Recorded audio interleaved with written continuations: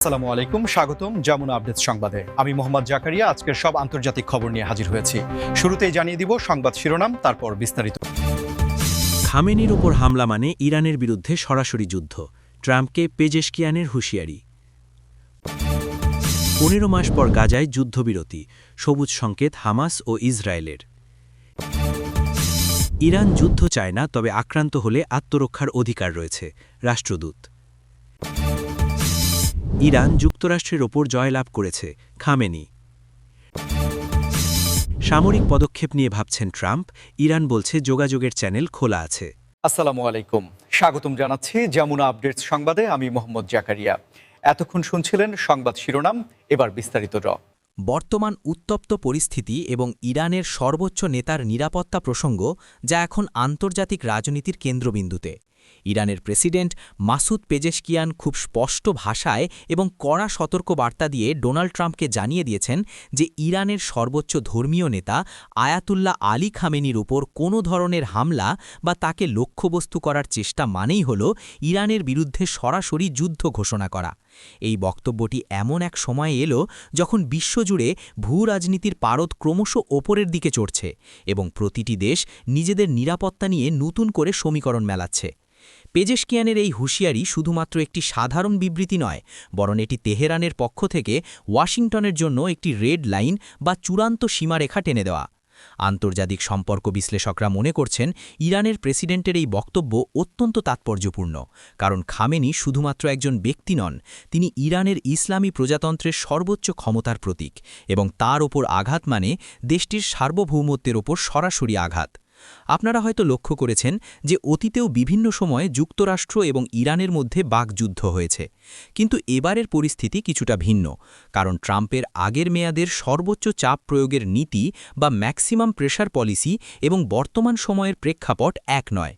Iran সরকার বোঝাতে চাইছে যে তারা আলোচনার দরজা খোলা রাখলেও নিজেদের শীর্ষ নেতৃত্বের নিরাপত্তার প্রশ্নে তারা বিন্দুমাত্র ছাড় দিতে রাজি নয়। এই পরিস্থিতিতে যদি কোনো ভুল পদক্ষেপ নেওয়া হয়, তবে তা শুধুমাত্র ইরান বা যুক্তরাষ্ট্রের মধ্যে সীমাবদ্ধ থাকবে না, বরং পুরো মধ্যপ্রাচ্য জুড়ে একটি ভয়াবহ সংঘাতের সূচনা করতে পারে, যা তেলের বাজার থেকে শুরু করে বিশ্ব অর্থনীতিতে বড় ধরনের ধস নামাতে পারে। পেজেশকিয়ান তার বক্তব্যে এটাও মনে করিয়ে দিয়েছেন যে ইরান কোনো হঠকারী সিদ্ধান্ত নেবে না, তবে তাদের ধৈর্যের পরীক্ষাকে যেন দুর্বলতা হিসাবে গণ্য না করা হয়। দর্শক, আপনারা কি মনে করেন, এই ধরনের হুঁশিয়ারি দুই দেশের উত্তেজনা কমাতে সাহায্য করবে নাকি পরিস্থিতি আরও জটিল করে তুলবে? কমেন্ট করে আপনাদের মতামত অবশ্যই জানাবেন, কারণ আপনাদের প্রতিটি মতামত আমাদের কাছে গুরুত্বপূর্ণ। এই সংবাদের গভীরে গেলে দেখা যায় ইরান তাদের সামরিক সক্ষমতা এবং মিসাইল প্রযুক্তির ওপর ভিত্তি করে এই আত্মবিশ্বাস দেখাচ্ছে, এবং তারা বিশ্ববাসীকে এটা বোঝাতে চাইছে যে তেহরান এখন আর আগের মতো রক্ষণাত্মক অবস্থানে নেই, বরং প্রয়োজনে তারা কঠোর জবাব দিতে প্রস্তুত। তবে কূটনৈতিক মহলের একাংশ আশা করছেন শেষ পর্যন্ত হয়তো কোনো তৃতীয় পক্ষের মধ্যস্থতায় পরিস্থিতি শান্ত হবে, কিন্তু আপাতত খামেনির নিরাপত্তা ইস্যুটি এখন সবচেয়ে বড় আলোচনার বিষয় হয়ে দাঁড়িয়েছে। গাজার দিকে, যেখানে দীর্ঘ ১৫ মাসের রক্তক্ষয়ী সংঘাতের পর অবশেষে আশার আলো দেখা যাচ্ছে, যা বিশ্ববাসীর জন্য এক বিশাল স্বস্তির খবর। দীর্ঘ ১৫ মাস পর গাজায় যুদ্ধবিরতির বিষয়ে হামাস ও ইসরায়েল উভয় পক্ষই একটি সবুজ সংকেত বা ইতিবাচক সাড়া দিয়েছে, যা এই মুহূর্তের সবচেয়ে বড় ব্রেকিং নিউজ হিসাবে বিবেচিত হচ্ছে। এই দীর্ঘ সময় গাজার মানবিক পরিস্থিতি যে কতটা ভয়াবহ আকার ধারণ করেছিল তা আমাদের সবারই জানা। হাজার হাজার মানুষের প্রাণহানি, বাস্তুচ্যুত লক্ষ লক্ষ মানুষ এবং ধ্বংসস্তূপে পরিণত হওয়া একটি জনপদ। অবশেষে মিশর, কাতার এবং যুক্তরাষ্ট্রের মধ্যস্থতায় দীর্ঘ আলোচনার পর উভয় পক্ষ নমনীয়তা প্রদর্শন করতে শুরু করেছে। এই যুদ্ধবিরতির চুক্তিটি শুধুমাত্র সাময়িক গোলাগুলি বন্ধ করা নয়, বরং এর পেছনে রয়েছে বন্দি বিনিময়, গাজার পুনর্গঠন এবং মানবিক সহায়তা পৌঁছানোর মতো গুরুত্বপূর্ণ বিষয়গুলো। কূটনৈতিক সূত্রগুলো বলছে এবারের চুক্তিতে এমন কিছু শর্ত রয়েছে যা উভয় পক্ষের জন্যই সম্মানজনক এবং দীর্ঘমেয়াদী শান্তির পথ সুগম করতে পারে। তবে প্রশ্ন থেকেই যায়, এই যুদ্ধবিরতি কতদিন স্থায়ী হবে? কারণ অতীতেও আমরা দেখেছি যুদ্ধবিরতি হওয়ার কিছুদিন পরেই সামান্য উস্কানিতে আবার সংঘাত শুরু হতে। কিন্তু বিশ্লেষকরা বলছেন এবারের পরিস্থিতি ভিন্ন, কারণ ১৫ মাসের যুদ্ধে উভয় পক্ষই ক্লান্ত এবং আন্তর্জাতিক সম্প্রদায়ের প্রচণ্ড চাপে রয়েছে। ইসরায়েলের অভ্যন্তরীণ রাজনীতিতেও এই যুদ্ধবিরতির জন্য বড় ধরনের চাপ ছিল, বিশেষ করে জিম্মিদের পরিবারের পক্ষ থেকে। অন্যদিকে গাজার সাধারণ মানুষের দুর্ভোগ চরম পর্যায়ে পৌঁছানোয় হামাসের উপরও মানবিক দিক থেকে চাপ বাড়ছিল। এই যুদ্ধবিরতির ফলে গাজায় এখন ঔষধ, খাদ্য এবং জ্বালানির মতো নিত্য প্রয়োজনীয় সামগ্রী পৌঁছানো সম্ভব হবে, যা সেখানকার মানুষের জীবন বাঁচাতে অপরিহার্য। দর্শক, আপনারা যারা নিয়মিত আমাদের খবর দেখেন তারা জানেন আমরা সবসময়ই শান্তির পক্ষে কথা বলি। এই যুদ্ধবিরতি যদি সত্যিই কার্যকর হয় তবে তা হবে মানবতার বিজয়। এই বিষয়ে আপনাদের কোনো প্রশ্ন বা মতামত থাকলে নিচে কমেন্ট সেকশনে জানাতে পারেন। আমরা পরবর্তী ভিডিওতে আপনাদের প্রশ্নের উত্তর দেওয়ার চেষ্টা করব। তবে আমাদের মনে রাখতে হবে, সবুজ সংকেত পাওয়া মানেই সব সমস্যার সমাধান নয়, এটি একটি প্রক্রিয়ার শুরু মাত্র। এখন দেখার বিষয় মাঠ পর্যায়ে এই চুক্তি কতটা কার্যকরভাবে বাস্তবায়িত হয় এবং কোনো পক্ষ আবার নতুন কোনো শর্ত জুড়ে দিয়ে পরিস্থিতি জটিল করে তোলে কিনা। তবুও ১৫ মাস পর এই যে একটি সমঝোতার ইঙ্গিত পাওয়া গেছে তা নিঃসন্দেহে একটি বড় অগ্রগতি এবং বিশ্বনেতারাও একে স্বাগত জানিয়েছেন। আশা করা হচ্ছে আগামী কয়েকদিনের মধ্যেই আনুষ্ঠানিকভাবে এই যুদ্ধবিরতির ঘোষণা এবং সময়সীমা সম্পর্কে বিস্তারিত জানা যাবে। দৃষ্টি ফেরাবার ইরানের রাষ্ট্রদূতের একটি গুরুত্বপূর্ণ বক্তব্যের দিকে, যা বর্তমান যুদ্ধ পরিস্থিতির প্রেক্ষাপটে অত্যন্ত প্রাসঙ্গিক এবং কৌশলী। জাতিসংঘে নিযুক্ত ইরানের রাষ্ট্রদূত স্পষ্টভাবে জানিয়েছেন যে ইরান নিজেরা থেকে কোনো যুদ্ধ চায় না, তারা শান্তি ও স্থিতিশীলতায় বিশ্বাসী। কিন্তু যদি তাদের ওপর আক্রমণ করা হয় বা তাদের সার্বভৌমত্ব লঙ্ঘিত হয়, তবে আত্মরক্ষার পূর্ণ অধিকার তাদের রয়েছে এবং তারা সেটি প্রয়োগ করতে দ্বিধা করবে না। এই বক্তব্যটি এমন এক সময় এলো যখন পশ্চিমা বিশ্বের সাথে ইরানের সম্পর্ক বেশ টানাপোড়েনের মধ্য দিয়ে যাচ্ছে। রাষ্ট্রদূতের এই কথাকে আন্তর্জাতিক রাজনীতির ভাষায় ডিপ্লোম্যাটিক ডিটায়েন্স বা কূটনৈতিক প্রতিরোধ হিসেবে দেখা হচ্ছে। এর অর্থ হল ইরান বিশ্ববাসীকে বার্তা দিচ্ছে যে তারা আগ্রাসী নয়, কিন্তু আক্রান্ত হলে তারা বসে থাকবে না। এই বক্তব্যের মাধ্যমে ইরান নিজেকে আন্তর্জাতিক আইনের কাঠামোর মধ্যে রেখে নিজেদের অবস্থান পরিষ্কার করেছে, কারণ জাতিসংঘের চার্টার অনুযায়ী প্রতিটি দেশেরই আত্মরক্ষার অধিকার রয়েছে। বিশ্লেষকরা মনে করছেন ইরানের এই বার্তা মূলত যুক্তরাষ্ট্র এবং ইসরায়েলের উদ্দেশ্যে দেওয়া, যাতে তারা কোনো ধরনের প্রিএমটিভ বা আগাম হামলার পরিকল্পনা না করে। ইরান ভালো করেই জানে যে বর্তমানে তাদের অর্থনীতি নিষেধাজ্ঞার চাপে রয়েছে, তাই তারা কোনো পূর্ণাঙ্গ যুদ্ধে জড়াতে চায় না, কিন্তু একই সাথে তারা নিজেদের দুর্বল হিসেবে উপস্থাপন করতেও রাজি নয়। রাষ্ট্রদূতের এই মন্তব্যের পর কূটনৈতিক মহলে বেশ আলোচনা শুরু হয়েছে। অনেকেই মনে করছেন এটি ইরানের একটি স্মার্ট চাল, কারণ এর মাধ্যমে তারা যুদ্ধের দায়ভার প্রতিপক্ষের উপর চাপিয়ে দিচ্ছে। অর্থাৎ ভবিষ্যতে যদি যুদ্ধ বাধে তবে ইরান বলতে পারবে যে তারা যুদ্ধ শুরু করেনি, বরং তারা বাধ্য হয়েছে। দর্শক, আপনারা হয়তো লক্ষ্য করেছেন যে সাম্প্রতিক সময়ে ইরানের পররাষ্ট্র নীতিতে কিছুটা পরিবর্তন এসেছে। তারা একদিকে সামরিক মহড়া দিচ্ছে, অন্যদিকে আলোচনার টেবিলে বসছে। এই দ্বিমুখী কৌশল কতটা কার্যকর হবে তা সময়ই বলে দেবে।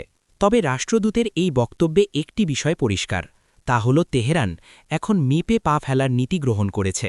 তারা আবেগের বশবর্তী হয়ে কোনো সিদ্ধান্ত নিতে চায় না।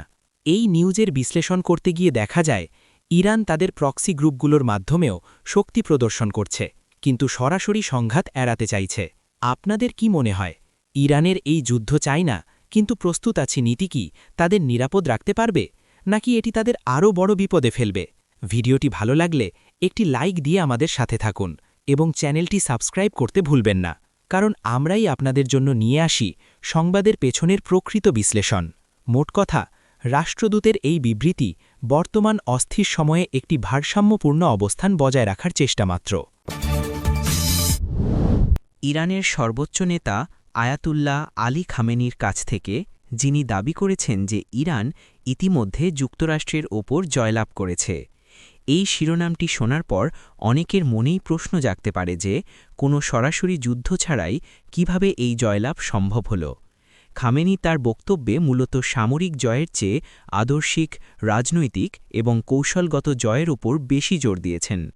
তিনি বোঝাতে চেয়েছেন যে যুক্তরাষ্ট্র দশকের পর দশক ধরে ইরানের ওপর কঠোর নিষেধাজ্ঞা, রাজনৈতিক চাপ এবং আন্তর্জাতিক বিচ্ছিন্নতা তৈরির চেষ্টা করেও ইরানের শাসন ব্যবস্থাকে টলাতে পারেনি, আর এটি ইরানের সবচেয়ে বড় বিজয়।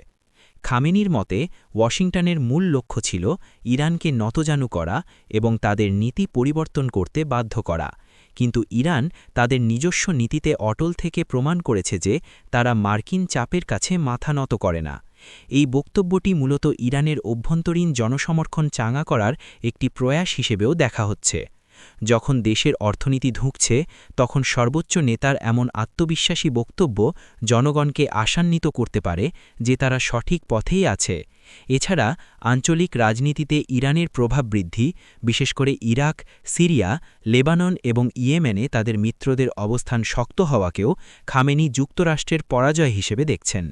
তিনি তার বক্তব্যে মার্কিন যুক্তরাষ্ট্রের অভ্যন্তরীণ রাজনৈতিক বিভাজন এবং বৈশ্বিক প্রভাব হ্রাসের বিষয়গুলো তুলে ধরেন। বিশ্লেষকদের মতে খামেনি জয় শব্দটিকে একটি দীর্ঘমেয়াদী প্রতিরোধের ফলাফল হিসেবে ব্যাখ্যা করেছেন। এটি কোনো একদিনের যুদ্ধের ফলাফল নয়, বরং ৪০ বছরেরও বেশি সময় ধরে টিকে থাকার লড়াই। দর্শক, এই বিষয়টি নিয়ে আপনাদের মতামত কি? আপনারা কি মনে করেন নিষেধাজ্ঞার মধ্যেও টিকে থাকা একটি দেশের জন্য আসলেই বিজয়, নাকি এটি শুধুই রাজনৈতিক বাগাড়ম্বর? আপনাদের চিন্তাভাবনা আমাদের কমেন্ট বক্সে শেয়ার করুন। খামেনির এই দাবির পেছনে আরও একটি যুক্তি হল, যুক্তরাষ্ট্র মধ্যপ্রাচ্য থেকে তাদের সৈন্য সংখ্যা কমাতে বাধ্য হচ্ছে এবং তাদের দীর্ঘদিনের মিত্ররাও এখন স্বাধীন পররাষ্ট্র নীতির দিকে ঝুঁকছে। ইরান মনে করে এই শূন্যস্থান পূরণ করছে তেহরান। তবে সমালোচকরা বলছেন, অর্থনৈতিকভাবে ইরান যে ক্ষতির সম্মুখীন হয়েছে তা পূরণ করা সহজ নয়। তবুও খামেনির এই জয়ের ঘোষণা আন্তর্জাতিক রাজনীতিতে একটি মনস্তাত্ত্বিক বার্তা। এর মাধ্যমে তিনি যুক্তরাষ্ট্রকে বোঝাতে চেয়েছেন যে তাদের সর্বোচ্চ চাপ নীতি ব্যর্থ হয়েছে এবং ইরানের সাথে মোকাবেলা করতে হলে নতুন পথ খুঁজতে হবে। সংবাদের এই অংশটি আমাদের মনে করিয়ে দেয় যে আধুনিক যুদ্ধ শুধুমাত্র অস্ত্রের লড়াই নয়, বরং এটি ন্যারেটিভ বা আখ্যান তৈরিরও লড়াই, যেখানে খামেনি নিজেকে বিজয়ী ঘোষণা করে মনস্তাত্ত্বিক সুবিধাজনক অবস্থানে থাকতে চাইছেন। ডোনাল্ড ট্রাম্প এবং ইরানের দ্বিপাক্ষিক সম্পর্কের এক অদ্ভুত সমীকরণ নিয়ে, যেখানে একদিকে সামরিক পদক্ষেপের হুমকি আর অন্যদিকে খোলা রাখা হয়েছে যোগাযোগের চ্যানেল। ডোনাল্ড ট্রাম্প তার স্বভাবসুলভ ভঙ্গিতে সামরিক পদক্ষেপের কথা ভাবছেন বলে খবর বেরিয়েছে, যা বিশ্বজুড়ে উদ্বেগের সৃষ্টি করেছে। ট্রাম্প প্রশাসন সবসময় ইরানের ব্যাপারে কঠোর অবস্থানে বিশ্বাসী এবং তারা মনে করে একমাত্র সামরিক ভীতি প্রদর্শনই ইরানকে নিয়ন্ত্রণে রাখতে পারে। কিন্তু মুদ্রার উল্টো পিঠে দেখা যাচ্ছে এক ভিন্ন চিত্র। ইরান বলছে তাদের সাথে যোগাযোগের চ্যানেল বা ব্যাক চ্যানেল ডিপ্লোম্যাসি এখনও খোলা আছে। এই স্ববিরোধিতা বা ডুয়াল ট্র্যাক পলিসি আন্তর্জাতিক সম্পর্কের ক্ষেত্রে নতুন কিছু নয়, তবে ট্রাম্প এবং ইরানের ক্ষেত্রে এটি সবসময় নাটকীয় মোড় নেয়। কূটনৈতিক সূত্রগুলো জানাচ্ছে যে সুইজারল্যান্ড দূতাবাস বা ওমানের মতো মধ্যস্থতাকারীদের মাধ্যমে গোপনে বার্তা চালাচালি হচ্ছে। ইরান প্রকাশ্যে কঠোর মনোভাব দেখালেও ভেতরে ভেতরে তারা বোঝাতে চাইছে যে সম্মানজনক শর্তে তারা আলোচনায় বসতে রাজি। অন্যদিকে ট্রাম্পও জানেন যে নতুন করে আরেকটি যুদ্ধ শুরু করা যুক্তরাষ্ট্রের অর্থনীতির জন্য এবং তার রাজনৈতিক কেরিয়ারের জন্য ঝুঁকিপূর্ণ হতে পারে। তাই সামরিক পদক্ষেপের ভাবনা হয়তো একটি দর কষাকষির কৌশল বা বার্গেনিং চিপ। ইরান খুব কৌশলে এই পরিস্থিতির মোকাবিলা করছে। তারা বলছে, আমরা আলোচনার দরজা বন্ধ করিনি, কিন্তু হুমকির মুখে আমরা কথা বলবো না। এই বক্তব্যটি অত্যন্ত চতুর, কারণ এর মাধ্যমে তারা ট্রাম্পকে আলোচনার টেবিলে আসার সুযোগ দিচ্ছে, আবার নিজেদের আত্মসম্মানও বজায় রাখছে। দর্শক, আপনারা কি মনে করেন, ট্রাম্প শেষ পর্যন্ত সামরিক পথে হাঁটবেন নাকি আলোচনার টেবিলে বসবেন? আন্তর্জাতিক বিশ্লেষকরা বলছেন, উভয় পক্ষই এখন কে আগে চোখের পলক ফেলবে সেই খেলায় মেতেছে। ট্রাম্পের অতীত রেকর্ড বলে তিনি হঠাৎ করে বড় কোনো সিদ্ধান্ত নিতে পারেন, আবার হঠাৎ করে আলোচনার প্রস্তাবও দিতে পারেন। তাই এই মুহূর্তে নিশ্চিত করে কিছু বলা কঠিন। তবে যোগাযোগের চ্যানেল খোলা থাকার বিষয়টি ইতিবাচক, কারণ যতক্ষণ কথা চলে ততক্ষণ যুদ্ধের সম্ভাবনা কিছুটা হলেও কমে। এই ছিল আজকের বিস্তারিত সংবাদ বিশ্লেষণ। আশা করি আজকের এই ভিডিওর মাধ্যমে আপনারা আন্তর্জাতিক রাজনীতির এই জটিল বিষয়গুলো সহজে বুঝতে পেরেছেন। ভিডিওটি ভালো লাগলে লাইক দিন, বন্ধুদের সাথে শেয়ার করুন এবং আমাদের চ্যানেলটি সাবস্ক্রাইব করে বেল আইকনটি চেপে দিন, যাতে পরবর্তী আপডেট মিস না করেন। এতক্ষণ সাথে থাকার জন্য আপনাদের সবাইকে অসংখ্য ধন্যবাদ। দেখা হবে আগামী ভিডিওতে। ততক্ষণ ভালো থাকুন, সুস্থ থাকুন এবং খবরের সাথেই থাকুন।